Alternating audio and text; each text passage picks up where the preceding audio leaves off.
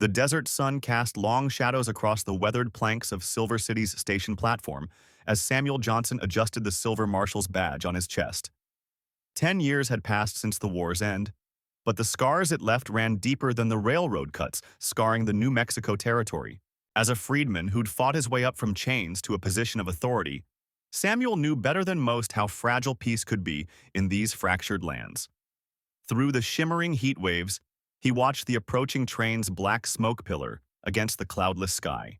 The Union Pacific's westward expansion had brought both promise and peril to Silver City. While the railroad meant progress and prosperity for some, Samuel had seen how others sought to twist it into a tool of oppression, using labor contracts to ensnare freed people in a new kind of bondage. Thomas Wilson, the railroad's local superintendent, descended from the train's private car with his usual air of manufactured dignity. Behind him came James Miller, a former Confederate officer whose family had lost their Mississippi plantations. The two men had been meeting frequently, and Samuel had learned to read trouble in such gatherings like storm clouds on the horizon. "Marshal Johnson," Wilson called out with false warmth. "I trust you'll be attending tonight's town meeting? We're discussing labor arrangements for the new spur line." The way Miller smirked told Samuel all he needed to know about these arrangements. Debt contracts designed to trap freed people into effective slavery, enforced by corrupt courts and willing lawmen. Sarah Davis watched the exchange from the doorway of her general store, her dark eyes reflecting Samuel's own concerns. As one of the few business owners who treated all customers equally, she'd become both friend and invaluable source of information. The whispered conversations she overheard while selling coffee and cotton told Samuel more than any official reports. The town had grown tense in recent weeks as more former Confederate families arrived, drawn by Wilson's promises of cheap labor and profitable opportunities. Samuel had seen how they gathered at Elizabeth Thompson's boarding house, their late-night meetings carrying echoes of the old plantation aristocracy, planning to resurrect itself in new forms. William Miller, James's younger brother, had already set up a private security firm that seemed more interested in harassing freed people than maintaining order. Their guards wore no official badges but carried heavy revolvers and the weight of Wilson's railroad money behind them. Samuel had counted 15 former slaves arrested for vagrancy in the past month alone. The desert wind carried dust and whispers through Silver City's streets as Samuel made his way to his office. Catherine Wilson, the superintendent's wife, crossed the street rather than pass near him, her parasol tilted to block not just the sun, but the very sight of a black man wearing a marshal's star. Such small daily insults were familiar companions to Samuel's badge of authority. In his office, Samuel studied the growing stack of labor contracts Wilson's people had filed with the court. The language was clever, full of legal traps that would bind workers to years of service for minimal pay. Any complaint or resistance would be treated as a criminal violation, ensuring a steady supply of convict labor for the railroad's expansion. A knock at the door revealed Jake Thompson, Elizabeth's teenage son, face flushed from running. "Marshal, there's trouble at Mary Miller's farm. William's men are there, saying she owes payment on her husband's old debts. They're threatening to take her boys for labor." Samuel grabbed his gun belt, knowing this confrontation had been deliberately orchestrated. The time for careful observation was ending. Action would soon be required. The truth hung heavy in the hot afternoon air. Silver City was becoming a battlefield where the South's old guard sought to reclaim their lost power, using the railroad's wealth instead of whips and chains. Samuel Johnson's badge made him both shield and target in this struggle, but he had not fought his way to freedom only to watch it stolen by men in clean suits using dirty laws. Samuel's boots kicked up dust as he and Jake rode hard toward Mary Miller's farm, the desert sun beating down mercilessly. The marshal's mind raced through possibilities. William Blackwood's men had chosen their timing carefully, striking when most of the town's able-bodied freedmen were away working the silver mines.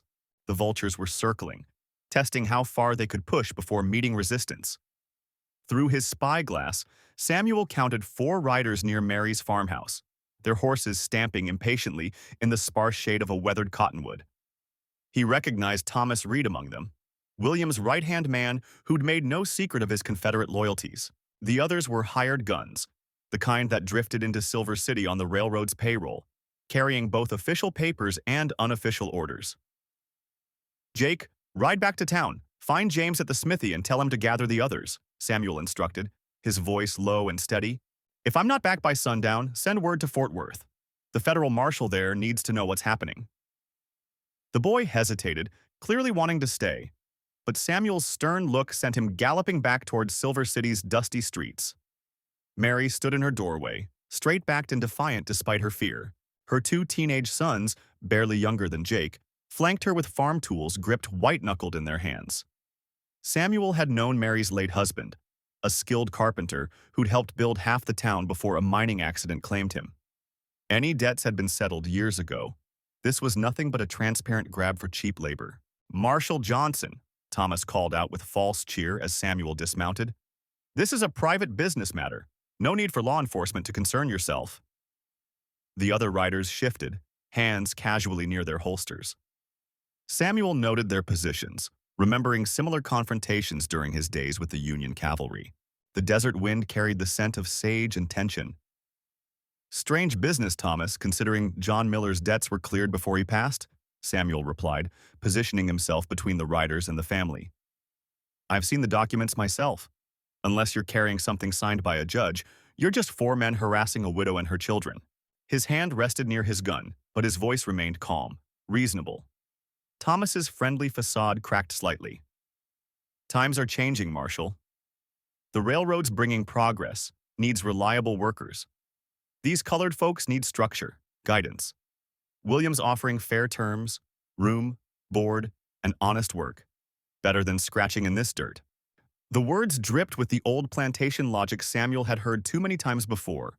Behind him, Mary's eldest son James whispered something to his brother, both boys trembling with rage and fear. Samuel kept his focus on Thomas, knowing the next few moments could spark a fire that would consume the whole territory. The railroad's influence reached far, but even they couldn't openly defy federal law, not yet anyway. "Here's what's going to happen," Samuel announced, loud enough to carry across the yard. "You're going to ride back to William and remind him that debt peonage is illegal under federal statute. If he has legitimate claims, he can present them in court. Otherwise, the next visitors to this farm will be federal marshals with arrest warrants." He let his coat fall open, revealing his badge and gun. Thomas studied him for a long moment, the afternoon heat shimmering between them. Finally, he gave a curt nod to his men. "We'll be seeing you again, Marshal. Silver City's growing fast. Lot of opportunities for those who understand the natural order of things. Shame if you found yourself on the wrong side of progress." As the riders disappeared into the desert haze, Samuel turned to Mary and her boys. "Pack what you can carry. You'll stay at Elizabeth's boarding house until we sort this out." He could see the protest forming on Mary's lips and raised his hand. "Just for now. We need to gather our people, make plans. William's not done testing boundaries." The setting sun painted the desert in blood-red hues as they rode toward town, Samuel's mind already turning to the larger battle ahead. William's attempt to seize Mary's boys was just the beginning, a test of resolve, of how much resistance the freedmen of Silver City could muster. The railroad's shadow loomed ever larger, and somewhere in that darkness, old chains were being forged anew. The lanterns were already lit at Elizabeth's boarding house when Samuel and Mary's family arrived, their golden glow a beacon against the deepening twilight. Elizabeth herself stood waiting on the porch, her weathered face creased with concern as she helped Mary and her boys inside. Samuel couldn't help but notice how the older woman's hand strayed to the shotgun propped discreetly by the doorframe.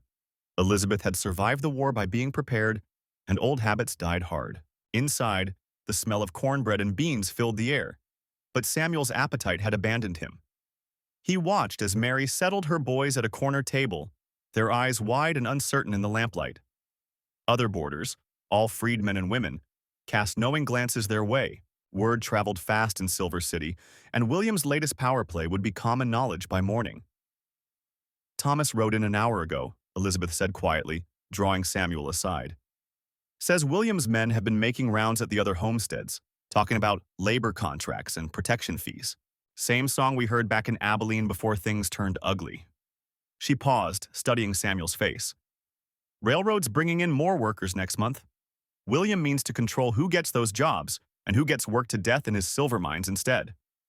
Samuel moved to the window, watching shadows dance across the street.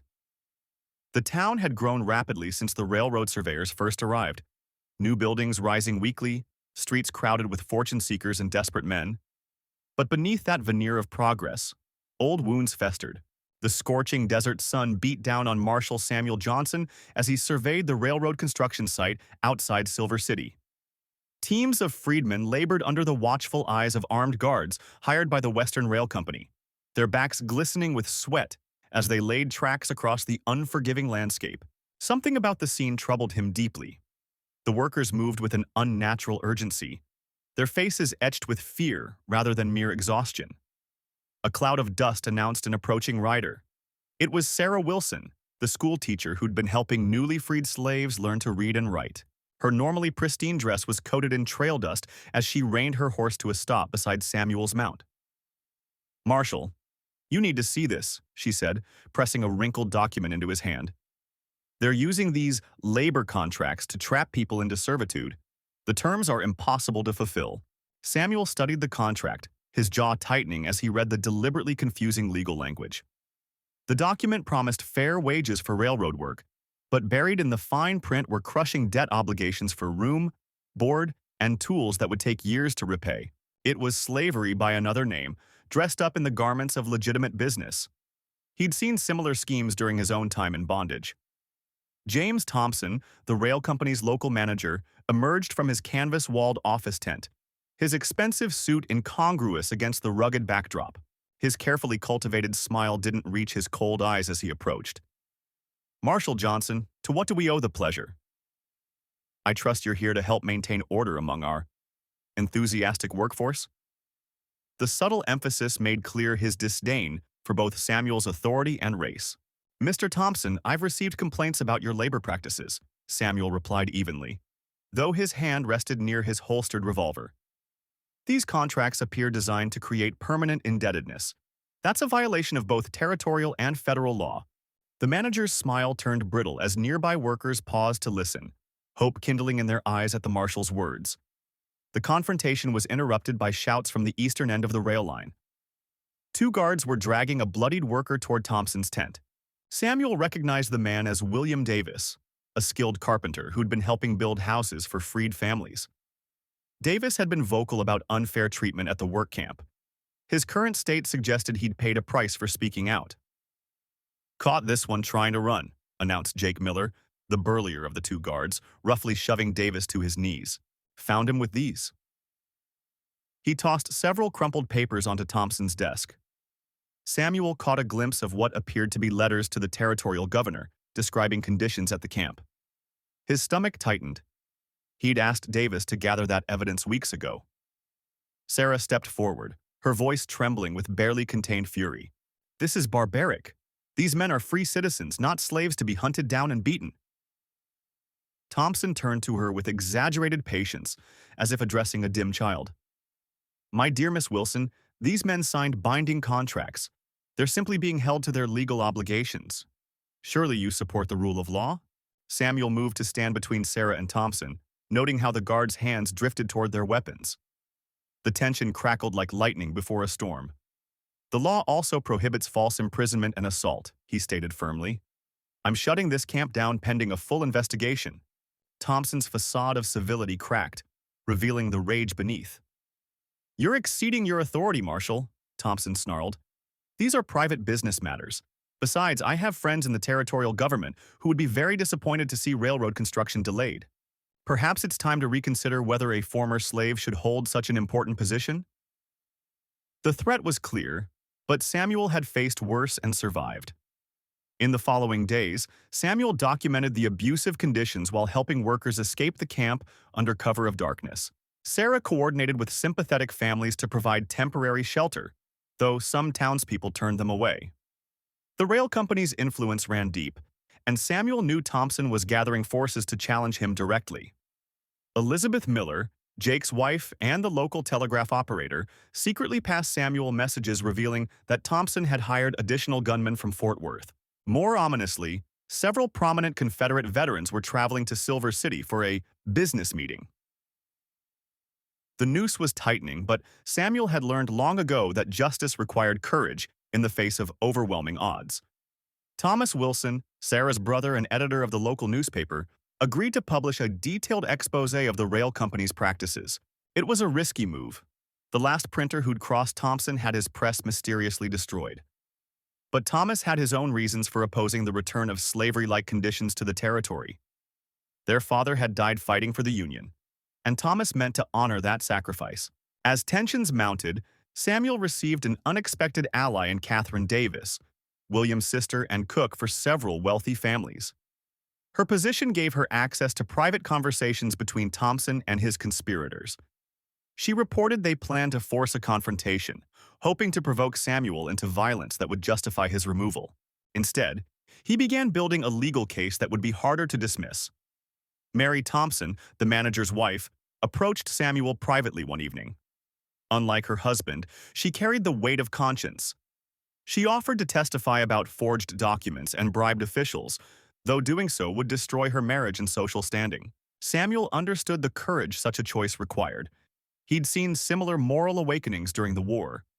The stage was set for a decisive confrontation.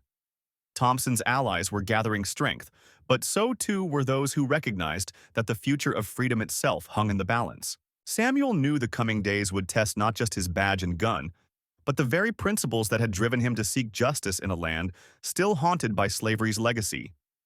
The desert wind carried whispers of change as Samuel rode toward Silver City, where Thompson's railroad interests were strongest.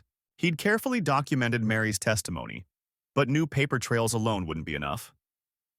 The corrupt circuit judge, William Parker, had already dismissed 3 similar cases without even reviewing the evidence. Samuel needed to build an undeniable case that would force action from federal authorities. Along the dusty trail, he encountered Jake Miller, a former Buffalo soldier turned freight hauler who'd been watching Thompson's operation from the outside.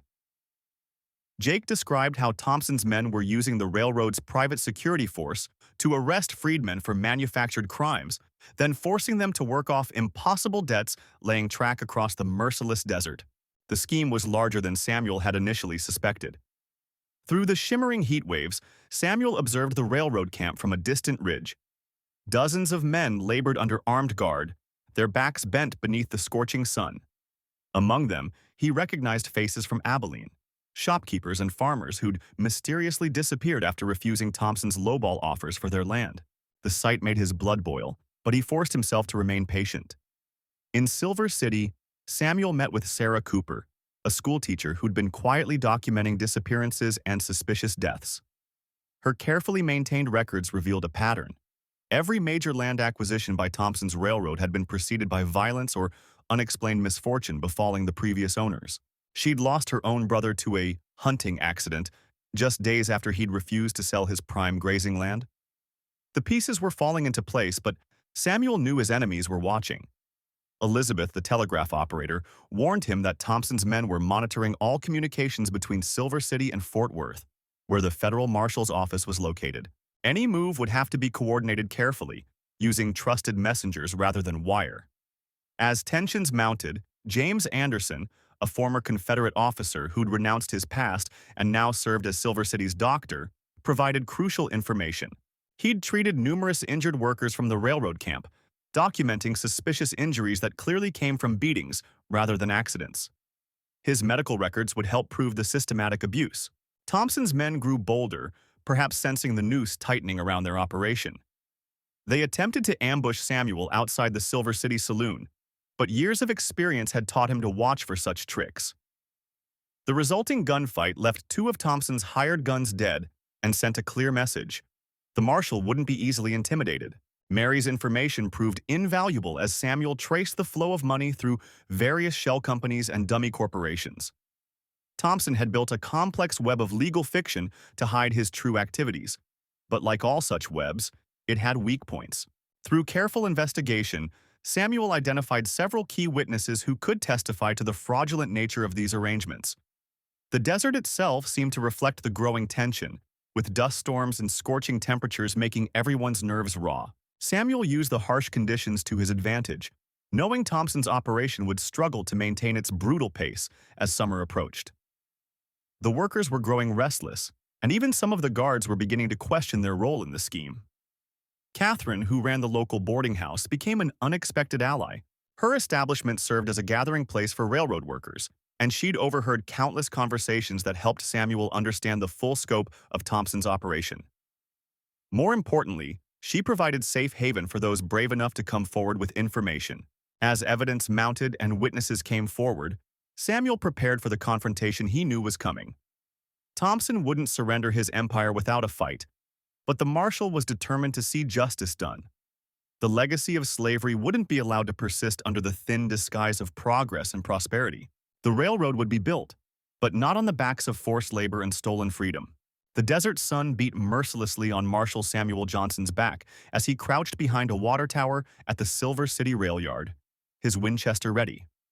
Below him, a dozen armed men led by James Wilson had cornered 3 freedmen workers in an empty cattle car, falsely accusing them of stealing railroad supplies. Samuel knew Wilson's real agenda: to force the men into debt bondage through trumped-up charges, reviving slavery under a new name. The marshal's jaw clenched as he heard Wilson's mocking drawl drift up from below. Through his spyglass, Samuel spotted Thomas Miller, his deputy, moving into position on the other side of the yard with several trusted townspeople. They had been planning this confrontation for weeks, gathering evidence of Wilson's schemes while protecting as many freedmen as possible. The railroad's expansion through Silver City had brought opportunity, but also vultures like Wilson looking to exploit desperate workers through a web of corrupt judges and rigged contracts. The air shimmered with heat as Samuel remembered his own escape from bondage years ago, aided by abolitionists who helped him reach free territory. Now, as Silver City's first black marshal, he carried their legacy while walking a precarious line. Many residents respected his badge, but others saw him as a threat to their dream of restoring the old order. Wilson's gang had grown bolder, terrorizing freedmen, families, and burning homesteads of those who resisted their schemes. "You boys just sign these work contracts, and all charges disappear," Wilson called out, his voice dripping with false concern. "Otherwise, the judge will have no choice but to lock you up. Mighty expensive, them court costs." Samuel's finger tightened on the trigger as he watched Wilson's men inch closer to the cattle car, their intentions clear in the way they handled their weapons. It was time to end this. With a sharp whistle, Samuel gave the signal. Thomas and his men burst from cover, rifles raised while Samuel's commanding voice rang out across the yard. "Drop those weapons, Wilson. You're under arrest for conspiracy, kidnapping, and murder." The gang whirled in confusion, caught between 2 forces. Several threw down their guns immediately, but Wilson's face contorted with rage as he recognized the marshal's voice. "Johnson, you uppity bastard!" Wilson screamed, firing wildly toward the water tower. Samuel's return shot caught him in the shoulder, spinning him around. More gunfire erupted as Wilson's die-hard supporters opened up, forcing Samuel to duck as splinters flew. Below, he heard Thomas shouting orders and the thunder of running feet as the trapped freedmen seized their chance to escape the cattle car. The battle transformed the rail yard into chaos. Bullets sparked off metal and thudded into wooden ties as both sides exchanged fire. Samuel worked his way down the water tower's ladder, staying in cover while picking off Wilson's men one by one. His years of tracking outlaws had honed his aim to deadly precision. Still, he took no pleasure in the killing. Each shot represented a failure to resolve things peacefully. Through the gun smoke, Samuel spotted Elizabeth Davis, the railroad station master's widow, providing covering fire from the depot with her father's old army rifle. She had been a key ally, secretly documenting Wilson's operation while maintaining her position in respectable society. Her husband's mysterious death months ago, after he'd started asking questions about missing payroll funds, had only strengthened her resolve to help expose the truth. A bullet clipped Samuel's arm as he dove between freight cars, leaving a burning trail across his skin. Gritting his teeth, he reloaded and peered around the corner. Wilson had retreated behind a pile of rails with his remaining men, bleeding but still dangerous. "You're finished, Wilson," Samuel called out. "Surrender now and face trial, or die right here." His only answer was another volley of gunfire. The tide turned when Catherine Miller, Thomas's wife, and the town doctor arrived with a wagon full of armed townspeople, both black and white citizens who had finally chosen sides.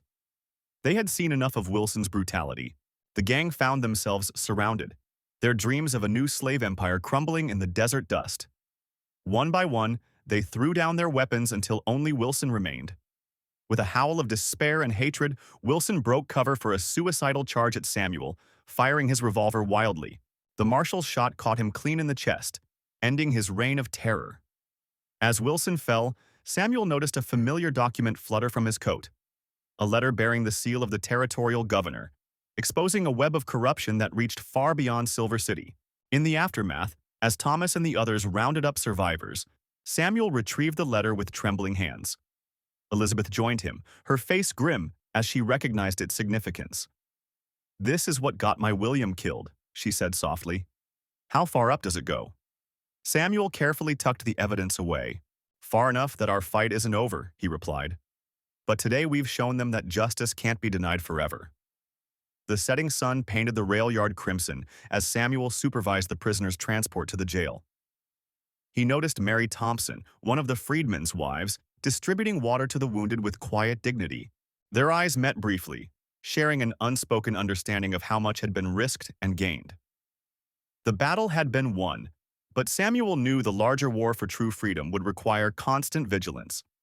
That evening, as Silver City's diverse citizens gathered to clean up the rail yard and tend to the wounded, Samuel felt a profound shift in the town's atmosphere. The mask of civilized oppression had been torn away, forcing people to confront their choices. As he watched former enemies working side by side, he dared to hope that something new could grow from the blood-soaked desert soil, if they had the courage to nurture it.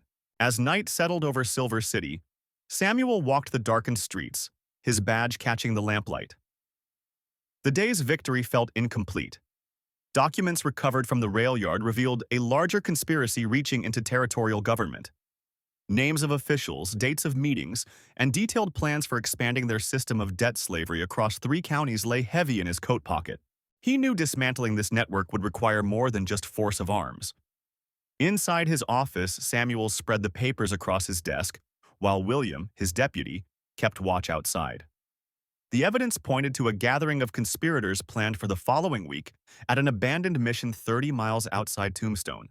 They would be expecting reports from their Silver City operation, not knowing their scheme had been exposed. Samuel began formulating a plan that would require perfect timing and help from unlikely allies. Dawn found him riding toward the Thompson homestead, where several freed families had created a thriving farming community. Mary Thompson's husband, James, a former Buffalo soldier, had connections with Army units still stationed in the territory. As Samuel approached, he saw Mary already up, tending to her garden in the cool morning air. She straightened as his horse drew near, wiping soil from her hands. "Those men you arrested? They're just the visible part of something bigger, aren't they?" Mary asked before Samuel could speak. Her insight didn't surprise him. The Thompsons had survived slavery, war, and the harsh desert frontier by reading situations clearly. Samuel nodded, dismounting to share what he'd discovered and what he needed. Intelligence from the Army about troop movements that might cover the conspirators' activities. James Thompson emerged from their home, listening intently as Samuel outlined his plan. The mission near Tombstone would be key. With proper preparation, they could catch the entire leadership in one carefully laid trap. But it would require cooperation between freedmen, loyal soldiers, and even some of Silver City's white citizens who had finally seen through the conspirators' facade of legitimacy. Over the next days, Samuel built his coalition carefully. Elizabeth, the telegraph operator who had secretly passed information about the rail yard scheme, agreed to monitor communications. Thomas, a former Union cavalry officer now running the livery stable, would coordinate horses and supplies. Even some of the railroad workers, disgusted by how they'd been used, offered to help. The plan took shape. While the conspirators met, thinking themselves safe in their remote location, a combined force would surround the mission. Army patrols would block escape routes under the guise of routine movements. Local posses would provide additional coverage, their presence explained by a fictional bandit hunt. Samuel would lead the main arrest party himself, backed by deputies and trusted freedmen. As the day approached, tension mounted in Silver City. Those involved maintained their normal routines while watching for any sign their preparations had been discovered. Samuel kept up his regular patrols, though his senses remained razor-sharp for the slightest indication of trouble. The conspirators still had friends in town. One wrong word could unravel everything. The evening before the raid, Samuel sat in the church where many freedmen gathered.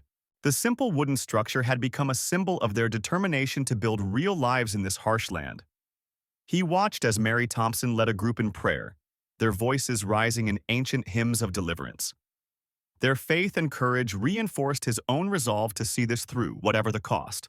Dawn painted the desert in shades of gold as Samuel led his men toward the mission. James Thompson rode beside him, both men knowing the next few hours would determine whether their children could live truly free. The mission's adobe walls emerged from the morning haze, its bell tower standing like a finger pointing toward justice. Samuel checked his weapon one final time, straightened his badge, and prepared to face whatever waited within those walls. The moment of truth had arrived. The morning sun cast long shadows across Silver City's main street as Marshal Samuel Johnson watched the approaching locomotive from his office window. The iron beast's whistle pierced the desert air, heralding not just another train but the culmination of months of careful planning. Behind him, William Davis, a former slave turned deputy, stood reviewing documents that would expose the Thompson Mining Company's scheme of debt bondage.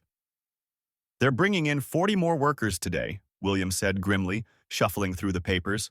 "All of them promised good wages and housing, but the contracts they'll be forced to sign tell a different story."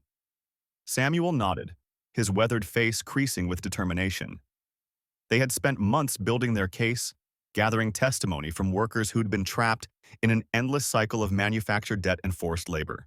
The railroad's expansion had brought both opportunity and corruption to Silver City. James Thompson and his Confederate sympathizers had twisted progress into a tool for oppression, using the railroad to import vulnerable workers and the new judicial system to trap them in virtual slavery. But today's train carried more than just laborers. It brought federal investigators disguised among the passengers. Catherine Miller, the schoolteacher who had risked everything to help document the abuses, waited at the station with her sister Elizabeth. They maintained their cover as welcoming committee members for the new workers, while secretly identifying which passengers were the undercover agents. Their role was crucial. Thompson's men would be watching for any sign of federal interference. Sarah Wilson, a freed woman who had escaped Thompson's work camp 3 months earlier, had provided the key evidence that finally convinced the federal authorities to act. Her testimony, along with the financial records Elizabeth had copied while working as Thompson's secretary, painted a damning picture of systematic exploitation. Now, she waited in Samuel's office, knowing her presence at the station would alert Thompson's suspicions. The plan unfolded with precision as the train pulled into the station. Thompson's men, led by the brutal foreman Jake Miller, began herding the new arrivals toward waiting wagons. William Davis, positioned among the crowd, made eye contact with the lead investigator, a signal that set the operation in motion. Within moments, federal marshals emerged from their disguises, weapons drawn. James Thompson's face contorted with rage as Samuel Johnson approached him with arrest papers. "You dare interfere with legitimate business?" Thompson snarled, reaching for his gun. But Samuel had anticipated this reaction. His deputies had already positioned themselves strategically, leaving Thompson's men surrounded and outmaneuvered. The years of careful preparation had paid off in this crucial moment. The shooting started with Jake Miller's desperate attempt to escape. His bullet grazed William's shoulder, but the deputy's return fire was deadly accurate. Thompson's other men, seeing their foreman fall, quickly surrendered. As the dust settled, Samuel realized that this victory represented more than just the end of one corrupt operation. It was a powerful message that the law would protect all citizens, regardless of color. In the aftermath, Catherine and Elizabeth worked tirelessly to help the freed workers establish new lives. The railroad company, eager to distance itself from the scandal, provided legitimate employment contracts under federal supervision. Sarah Wilson used her settlement money to open a boarding house for railroad workers, ensuring fair treatment and decent conditions. The transformation of Silver City became a model for other frontier towns. William Davis's elevation to full marshal status marked a significant step forward, though not without continuing challenges from those who resisted change. Samuel Johnson remained as chief marshal, mentoring a new generation of lawmen who understood that justice required both courage and compassion. The railroad continued its expansion westward, but now under stricter oversight. The Thompson Mining Company's assets were seized and redistributed, with priority given to compensating the victims of their scheme. Former workers used their skills to establish independent contracting businesses, breaking the cycle of exploitation that had once seemed unshakable. As summer turned to autumn, Samuel stood at his office window again, watching workers lay new track under fair conditions. The desert wind carried the sound of hammers and the voices of free men earning honest wages. He thought of how far they'd come, and the price paid in blood and courage. The frontier was changing, and despite the challenges ahead, he knew they had helped bend its arc toward justice. The legacy of their actions rippled outward, inspiring similar investigations and reforms throughout the territory. Other towns began electing African-American lawmen and officials, though progress remained uneven and hard-won. The Tombstone case became a precedent for federal intervention against debt peonage schemes, strengthening the government's commitment to enforcing the 13th Amendment. Looking back, Samuel realized that their success had required an unlikely alliance. Former slaves and sympathetic whites, lawmen and educators, working together against entrenched power. The railroad had been both problem and solution, a symbol of how progress could either oppress or liberate, depending on the hearts of those who wielded it. Samuel stood on the newly completed train platform in Silver City, watching the sun paint the desert mountains in shades of amber and rose. The completion of the railroad line marked more than just physical progress. It represented the culmination of their long struggle against those who would have turned back time. He adjusted the marshal's badge that still gleamed on his chest, though these days he spent more time teaching younger deputies than chasing outlaws.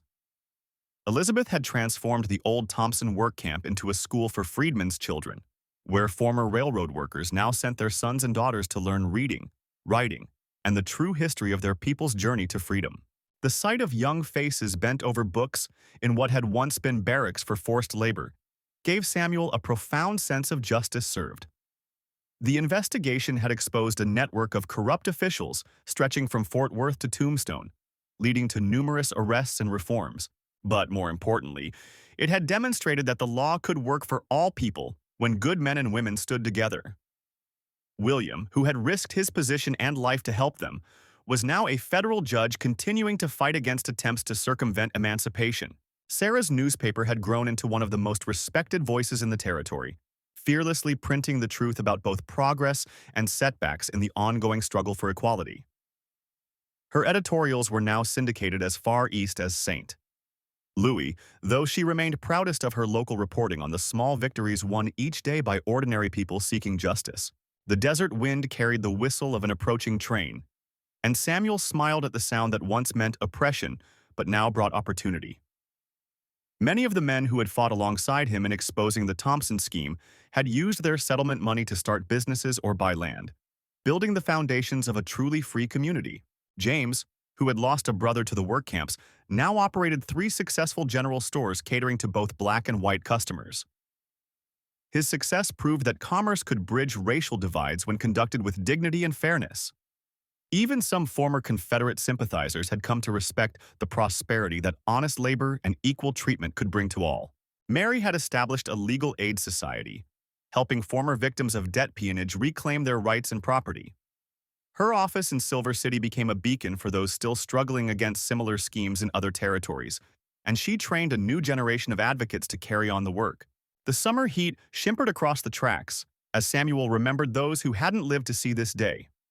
Good men and women claimed by violence or exhaustion in the fight for freedom. Their sacrifices had not been in vain. Each train that rolled through now carried not just goods and passengers, but the promise of opportunity for all who sought it. Catherine's boarding house had become a gathering place where people of all backgrounds could meet and share meals as equals. The conversations that happened around her tables helped heal old wounds and build new understanding between former enemies. She often said that reconciliation, like good bread, required both heat and patience. As the sun set behind the mountains, Samuel thought of Emma, now growing old beside him, who had never lost faith in the power of justice to prevail. Their grandchildren played freely in streets where chains had once bound men, and studied in schools that taught truth instead of prejudice. The frontier had indeed changed, becoming what they had dreamed it could be. The last light caught the silver badge he still wore, and Samuel reflected that while the old battles were won, new challenges would always arise. But they had built something stronger than hate. A community founded on the belief that all people deserved dignity and opportunity. That foundation, he knew, would endure long after the last sunset faded from the desert sky.